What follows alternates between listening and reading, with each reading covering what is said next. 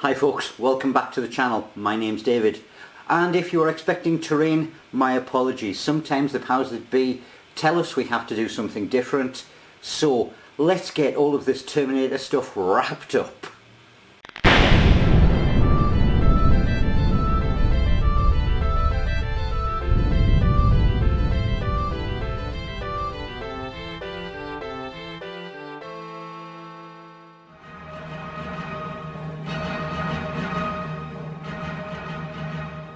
So, Stefano over at Resistance HQ has decreed that we need to describe our forces to you. Now, before I go any further, I must stress this is not a paid presentation. Terminator Genisys, the game, has gone out of print.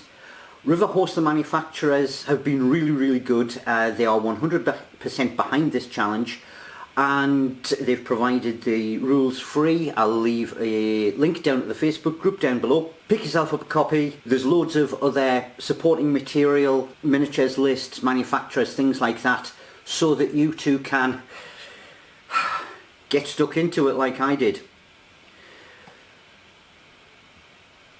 Here you are, 3 months worth of work all laid out. What can I say? Well, to start off, the challenge was to actually do one force. I did two. You can't have a battle with just one side. Each force consisted of some troops, some leaders, and a vehicle. That's what we had to make.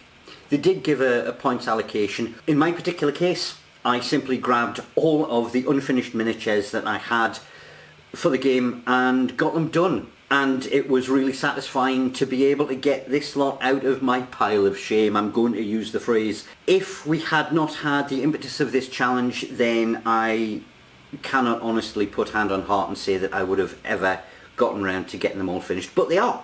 So, what do we have? Well, the first thing we're supposed to do is describe the background. Over on the Facebook group, a load of the guys have been doing resistance forces from various countries, and some of them look absolutely brilliant. They really are.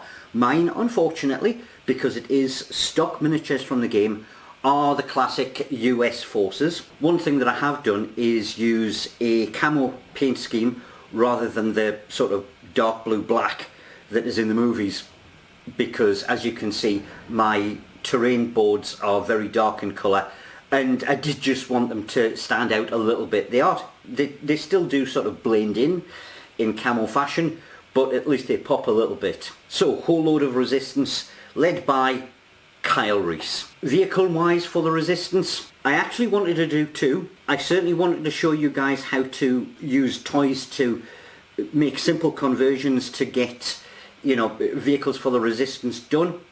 And we've done that. I did have some air cover planned, but it is such a nice model, I'm going to dedicate a little bit more time to that one and do that at a future date. So yes, I am going to be revisiting Terminator in the future, so you know, please do hit the subscribe button and share and things like that. If you want to see more about this stuff, it will be appearing on the channel again.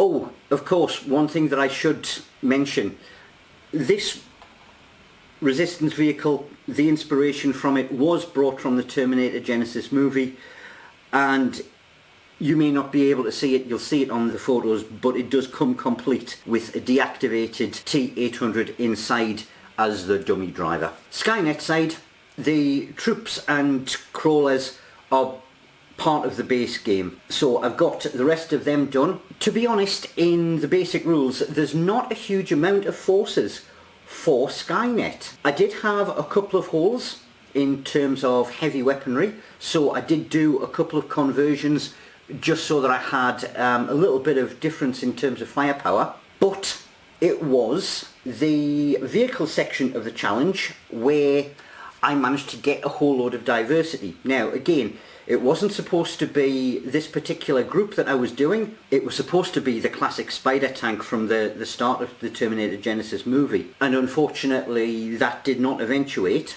So I had to go scavenging in my back catalogue of miniatures and scratch build a few parts. At the front, Doctor Who miniatures supplied some Terminator Silverfish, they're crawly bomb things, which until I saw them on the Facebook group, I didn't even know existed. This walker, part of the extended Terminator universe, nice enough, just a little bit of a conversion there and a paint job, and he was good.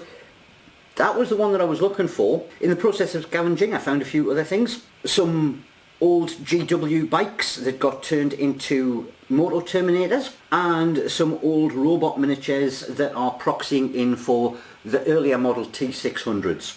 But the part of that particular section that I was really chuffed with were these guys, the Hydrobots. Now, I would have had this video done a little bit earlier, but I suddenly realised, hang on, I can't set them out because I don't have any water features. So last night I had to quickly do this little bit of terrain, quick and dirty water feature. I will show you how to do that in a video that's going to be coming up very, very quickly. They were completely scratch built, well, kit bashed, and I was really happy with those. It's something that I'd had sitting as a project waiting to be done for years, quite frankly. So yeah, that was good. Now, one thing that I should mention, obviously these big pitched battles between troops of the future is, I guess, the bread and butter of the game. However, that does not mean that you cannot step back in time to modern day or even the past. There are rules to cope with that. An awful lot of the movies, T2, T1, Terminator Genisys, a huge part of it is modern day. And I was really happy to be able to get the 1984 crew done and out of the way. Smaller skirmish scale battles there, but if you don't have stuff like this, but you've got buildings for, you know, some of the superhero games or Modern Warfare, slot them in, have a go. And of course, it wouldn't be this channel if at some stage we didn't do some Terminator themed scenery, and we got a bit of that done. What was the most enjoyable part for me? I think the scavenger hunt and getting the Skynet vehicles, that was great for their side. Resistance, oh my word, what a chore. So no, we'll scrub that part. That was simply done because it had to be. Probably it was getting to grips with using proxy miniatures. It has gone miniatures agnostic, and there are a lot of manufacturers that do stuff that can be used in place of it. And one of the, well, the fun miniature, the joke miniature, is this lady here. Now, she's one of the T1000, the leaders for Skynet. This is Karen. Why did I do Karen? Well, all of the T1000s tend to be male and buff and handsome and muscular, and what we have is a slightly portly lady with a rocket launcher who wants to speak to whoever's in charge and probably kill them. So that was fun, just to show that yes, you can take other miniatures and slot them in. Funnily enough, the other ones that I really enjoyed were down at the front here. Turn around for the camera. Project Z sprues, female survivors with a little bit of conversion to give them a slightly different hairstyle, and you've got a T900 Cameron from the Sarah Connor Chronicles, and I couldn't get away without doing an OG Sarah Connor because it had to be done. So there you have it. I have 2 complete forces, 2 challenges, all done, dusted, complete. I feel really satisfied with myself. Thank you, Stefano, for organising this. It was the kick in the pants that I needed to get all of this done and out of the way. And yeah, hopefully next time we'll be back to something a little bit more terrain orientated. Thanks for watching, thanks for joining us, thanks for staying with us on this journey. I'll see you next time.